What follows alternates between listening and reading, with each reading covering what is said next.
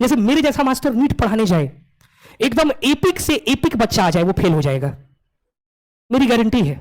आप समझ रहे, कितना भी धुआंधार बच्चा है, जिसका 720 में 720 आने वाला था, उसका केवल 20 भी नहीं आएगा।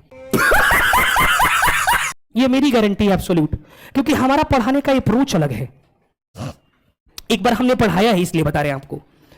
जब हम फिजिक्स पढ़ाते थे एक टाइम पे 2016 तक, तो उस टाइम पे हमें ना एक बार ना बच्चे का एक जेई में 120 में 120 आ गया, तब यही 120 नंबर का होता था मेंस, तो AIEEE बोलते थे 2014 से पहले। AIEEE में उसका ना 120 में 120 आ गया, तो मास्टर साहब जो डायरेक्टर हुआ करते थे वो बड़ा खुश हो गए।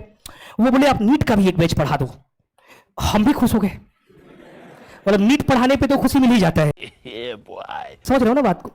तो हमें भी खुशी मिल गया, हम कहा चलो पढ़ा लेंगे। तो ठीक है पढ़ाएंगे, चलो पढ़ा दिए। तो इंस्टीट्यूट में ही टेस्ट हुआ, 12 नंबर हाईएस्ट आया, तो रिसर्च का विषय बन गया। और टॉपिक हमने पढ़ाया था न्यूटन्स लॉज ऑफ मोशन। तो अब हमें ना न्यूटन्स लॉज ऑफ मोशन में केवल 2-3 बातें आती है। वो बातें ये कि भाई 5 ही तरह का फोर्स है। एक नॉर्मल है, जब आप पृथ्वी पे खड़े रहेंगे तो पृथ्वी धक्का देती है, तो जैसे धक्का देती है तो आपको बेसिकली सपोर्ट रिएक्शन देती है नॉर्मल, और पृथ्वी आपको खींचती है तो लगता है mg। तो कांटेक्ट फोर्सेस में ये आते हैं। कांटेक्ट फोर्सेस आप ब्रेक करते हैं तो during the tangential direction of motion जो होता है रिलेटिव टेंडेंसी को अपोज करता है, तो वहां पे फ्रिक्शन का जनरेशन होता है। तो tangential to the surface of contact जब लगता है तो वहां पे फ्रिक्शन आता है।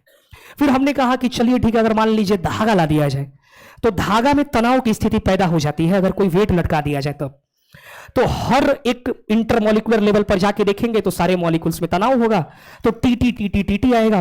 और टेंशन जो है ना always acts away from point of observation, कि जौन सा भी आपका पॉइंट ऑफ ऑब्जर्वेशन है उससे टेंशन हमेशा दूर लगेगा, सुनो। और जब भी रस्सी है तो धागे में टेंशन होगी, ऐसा करके हमने कह दिया। उसके अलावा कोई एडिशनल एक्सटर्नल फोर्सेज हैं तो उसको भी आप अप्लाई कर दीजिए, एंड अप्लाई NSL, बोले तो Newton second law of motion. अगर इनर्शियल फ्रेम ऑफ रेफरेंस में है तो नॉर्मल तरीके से लगा दीजिए, non inertial frame of reference में है तो स्यूडो फोर्स भी आप उठा लीजिए। हमने ऐसे ऐसे कहा कि उनसे 5 बातें कही, न्यूटन्स लॉ ऑफ मोशन खत्म। अब हमने मान लीजिए उनको क्वेश्चन कराया, तो क्वेश्चन कराते वक्त हमने इस तरीके से करा दिया कि एक पुली है यूं, यहां से एक पुली है यूं, यहां से एक पुली है, और यहां एक स्प्रिंग है, यहां एक मास लगा हुआ है, यहां एक मास लगा हुआ है, यहां एक पुली है, यहां एक पुली है, यहां एक पुली है, यहां एक पुली है, यहां एक पुली है, यहां एक पुली है, और इसे कर दिया फिक्स। अब यूं करके हमने पूछ दिया बताइए यहां टेंशन कितना है। आप समझ रहे हैं, ऐसे करके हमने कह दिया कुछ कुछ कुछ कुछ।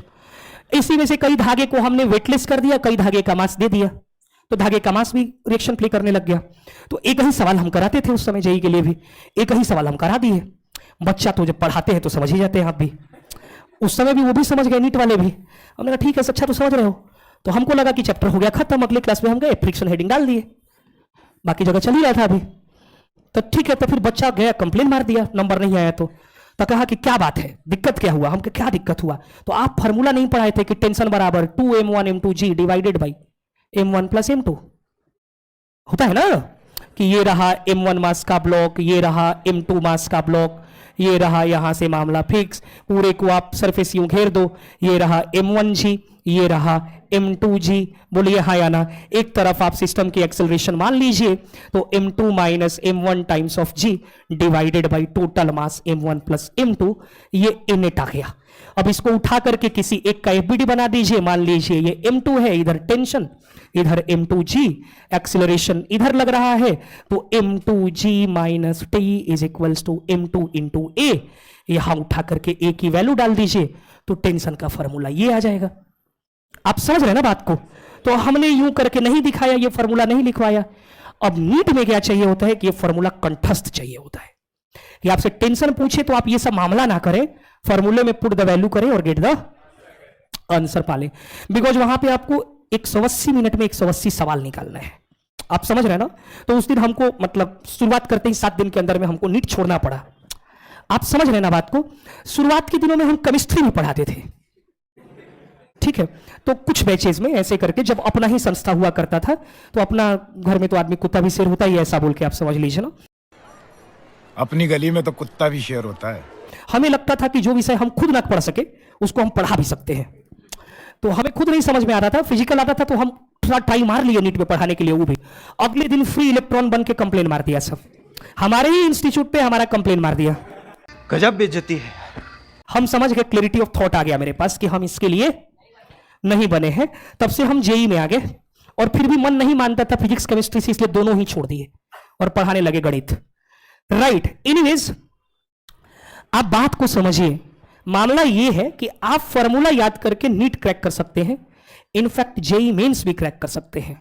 जो आपका ड्रीम है जेई एडवांस, वो फॉर्मूला से क्रैक, वो केवल कॉन्सेप्ट से क्रैक होता है।